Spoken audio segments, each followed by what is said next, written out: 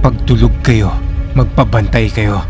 Baka kung saan kayo dalhin ng panaginip nyo. Story time. Oo nga pala si Hansen. Nag-outing kami sa dagat ng araw na to. Tapos nung naliligo na ako sa may dagat, lumubog ako doon. Tapos pag ahon ko sa tubig, may bigla akong napansin na maitim na tao na nakatayo at nakangiti sa akin doon sa may puno ng niyog. Tapos nung pagpunas ko ng kamay ko sa mukha ko para matanggal yung tubig sa mata ko, bigla na lang nawala yon. Hindi ko na lang pinansin yon dahil baka namalikmata lang ako. Matapos ang masaya naming paliligo sa dagat, umuwi na kami. Malapit lang kasi yung dagat sa amin, parang mga 1 oras lang ang biyahe. Pagdating nga namin ng bahay, dahil sa sobrang pagod, nakatulog kagad ako. Pero pagpatak ng 10:00 ng gabi, nakita raw ako ng mga pinsan ko sa labas ng bahay namin na naglalakad ng nakapikit. Patungo raw ako sa bukid. Nung makita raw nila ako, sinundan kaagad nila ako. Nakita raw nila na parang may lalaking kulay itim na nag-aabang sa akin. Sa takot raw nila, hinabol nila ako at nilapitan.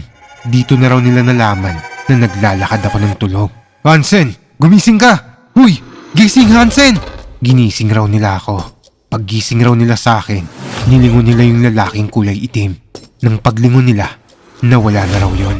Nang kinuwento nila sa akin yung nangyari, natakot ako at kinabahan. Mukha raw may gustong kumuha sa akin na ibang nilalang. Tinanong nila ako kung may ginawa raw ba akong kung ano o kaya may sinira ako. Ang sabi ko naman, wala.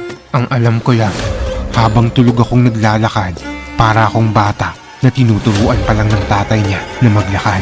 Tapos, pinapalapit ako nun sa kanya. Halika, lumapit ka sa akin. Kaya mo yan. Ganyan nga. Malapit ka na. Dalian mo. Hanggang naputol yung panaginip ko at nakita ko na lang na nasa bukid na ako kasama ang mga pinsan ko.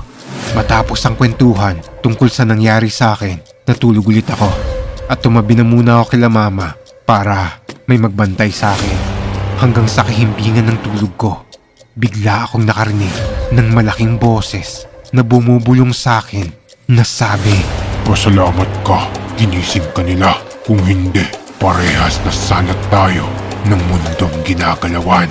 Tapos nung marinig ko yon, nilingon ko kung sino yung bumubulong. Paglingon ko, bumungad sa akin yung mukha ng itim na lalaki. Hanggang bigla na lang akong nagising.